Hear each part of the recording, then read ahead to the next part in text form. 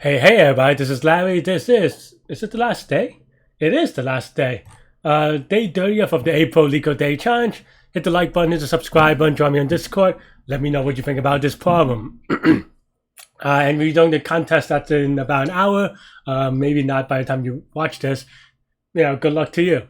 Otherwise, have a great weekend and all that stuff. Today's problem is 1579. Remove max number of edges to keep graph fully traversable. Okay. Oh man, sorry friends, I have a little bit of allergies and stuff still, as you know if you're watching this. So, yeah, I mean it is what it is.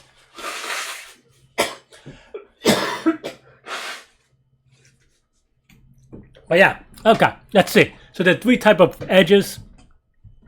Type 1 is by Alice, 2 is Bob, 3 is Alice and Bob. So given an array of edges where you have the type U and V representing a bidirectional edge of type between U and V, find the maximum number of edges that you can remove so that after removing the edges, the graph can still be fully traversable by both Alice and Bob. The graph is fully traversed by Alice and Bob if starting from every node they can reach all other nodes. Return the maximum number of edges you can remove, or return -1 if Alice and Bob cannot fully traverse the graph. Okay, I don't know. I am kind of curious how I did this during the contest because I think this part takes a little bit of practice for me anyway. Sometimes it really depends from time to time. Sorry, give me a second. Let me plug in my power. For some reason, the power fell off. Start charging. Technology. There you go. And what I was going to say is that basically we're given Y number of edges, and the idea that I have right now is that they kind of phrase it in they set up the problem in a way such that they're like, hey, how many things can you remove? Well, the other thing the other equivalent way to think about it is saying, hey, how many things can I keep, right? So instead of removing max number of edges, you can say the minimal number of edges that you can keep to keep them fully traversable, right?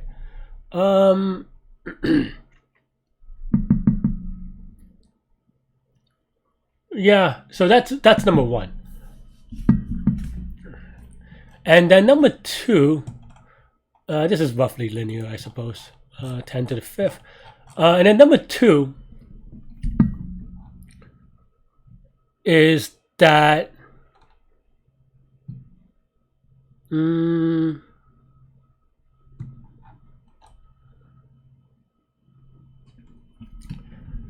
yeah, number two, how do I want to say it? Sorry, I'm trying to figure out how to articulate it. So then now I think we can do it in a greedy way, in that yeah, I think that's all there is, and we could try to figure out how to do it, right? So I think that after that, there's a little bit of a greedy thing that I'm trying to think about, and that is that we always wouldn't say keep type 3, but there are a couple of things to observe here, right? One is that in a fully traversable graph, in general, this is a weird Alice and Bob thing, right? In a fully traversable graph, we're going to have at most n-1 edges, right? So that's kind of the upper bound for how many things we can keep.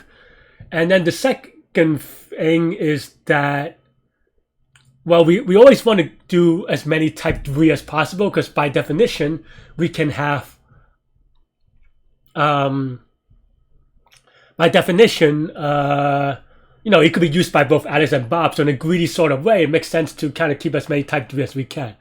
And then the other observation is that given, so we have n nodes in total, V number of vertices, say, and let's say we have a subset of them, like m nodes, right? We have m nodes, m vertices, then in that case, the thing that can the fully traverse or fully connected or a connected component, it's going to have m-1 edges. And what I want to say from that is that it doesn't matter which m-1 edge, right?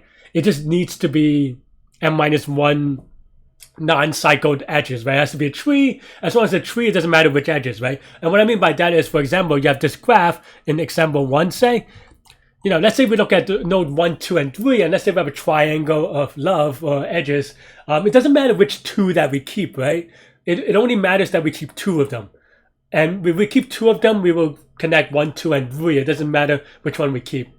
So we don't really actually have to keep the edge as long as we keep track of which connected component there is. Okay. So from here, what I want to do is use a connected component algorithm, right? And and this one is more of a dynamic one, so I think the most natural one is to have a union find. And here, maybe it's a little bit easier to kind of define a data structure, because with the data structure, then we can kind of abstract that out, right? Meaning that we can use one. We could do the principle of dry, which means do not repeat yourself, which means remove code redundancy, right? So again, a big prerequisite for this problem is going to be union find. We're not going to go over it in this video today. Just don't have time for it. But I will write this out, and this is going to be very similar to yesterday's. Yesterday's, except for that we're doing an OOP. So union find has, like I said, 3 functions, or well, 2 functions, I guess. One is the initialization, right? And then we have the find for some x, and then union, right, for a and b. And the way that I always say, is that we a really short kind of intro to union find. Like I said, I'm not going to describe it too much. I think I do a little bit of that intro in yesterday's video as well. So if you're missing some, maybe watch yesterday's, or maybe it was on the contest. I don't even remember anymore.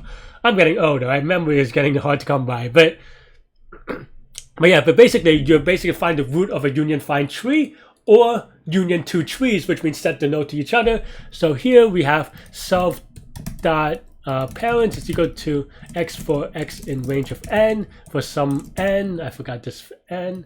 And then self.n is equal to n, maybe something like that. And then for you find, we have if self.parents of x is not equal to x, self.parents sub x is equal to self.you find of.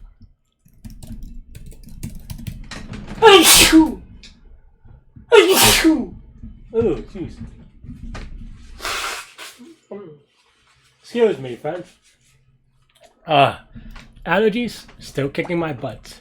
Okay.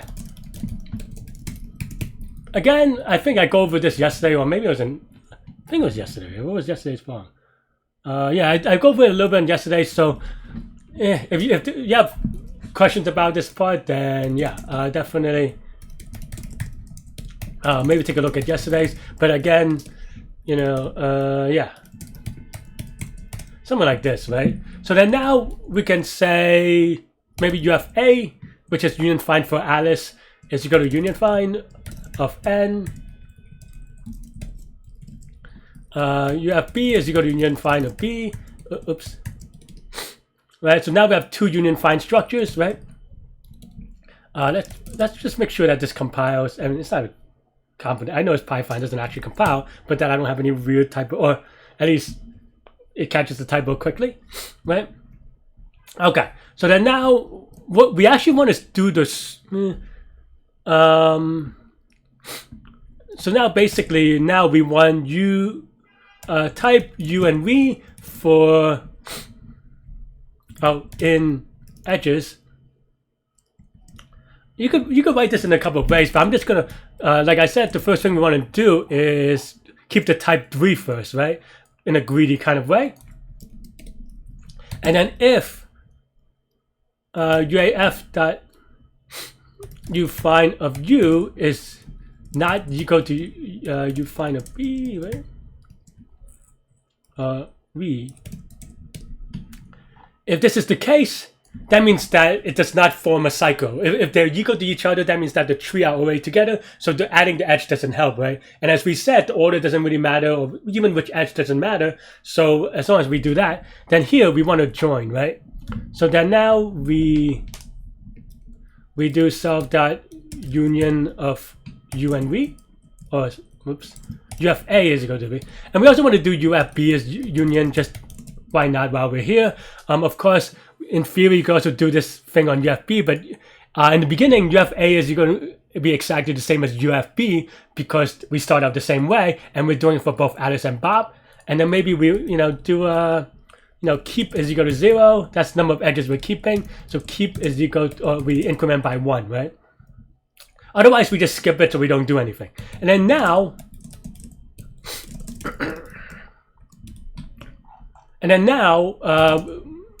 we do the same thing. Well, I guess we, after we greedily choose all the type 3 nodes or edges, because type 3 edges have both Alice and Bob, they're worth 2 edges, really, right?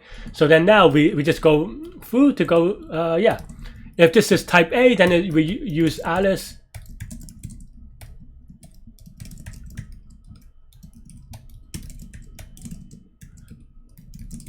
And then if this is type 2, then we try Bob, right? And now this is the only thing that is different, is that we actually used the Bob one.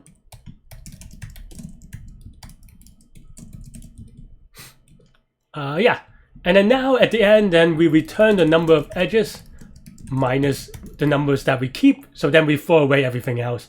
And yeah, I think we have to do the -1 part. So, but I'll do that in a second. Oh. Did I mess it up? Whoops.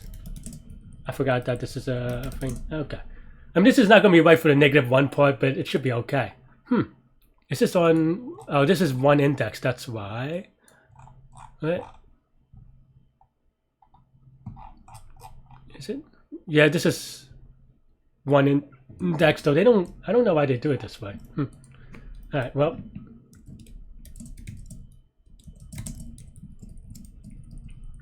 Or like they don't show it on the top, so that's a little bit awkward. But yeah, like I said, it's going to be not correct for -1 because we just don't count for it, right?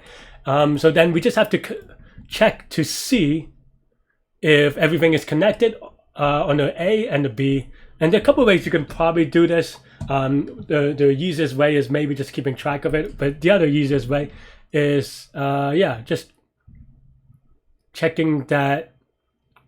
Yeah, okay. So for I in range of n, right? So if UFA that you find of I is not equal to UFA that you find of 0, then because everything should have the same root, because everything should have 1.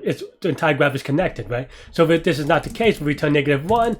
Also, if this is not the case for B, we also return -1. And you can actually kind of optimize this a little bit, but that's fine. But let's start at node 1, right? And then now we give it a submit. Hopefully I don't have any issues. Oh no.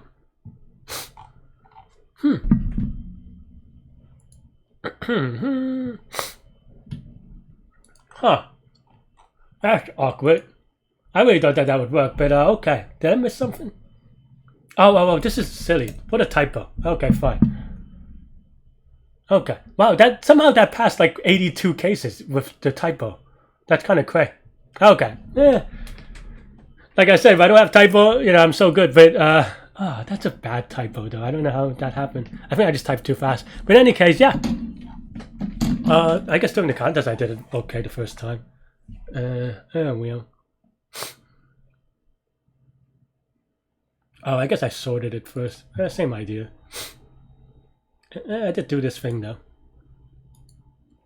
But yeah, so for the purpose of this exercise, we're going to say this is O of 1 and O of 1. I'm not going to explain it for today because, kind of cutting low on time. But as a result, this is going to be O of Y, right, where Y is the number of edges. This is also going to be O of Y, where this is also the number of edges, because these are O of 1. And this is O of V or N. So this is basically going to be O of V plus Y. And that's pretty much it. So this is linear time, actually, right? O of V plus E, linear times, linear space for the here. And that's what I have for this one. So yeah, let me know what you think. Let me know if you're good. And you could, I guess, copy this union fine if you really want to. But you saw that I did it. I was able to write this in like a minute or two. So it's not that bad in general. But definitely, if you want to learn union fine, you should learn union fine. But yeah. That's all I have for this one. Let me know what you think. Stay good, stay healthy, to good mental health. I'll see y'all later. Take care. Bye bye.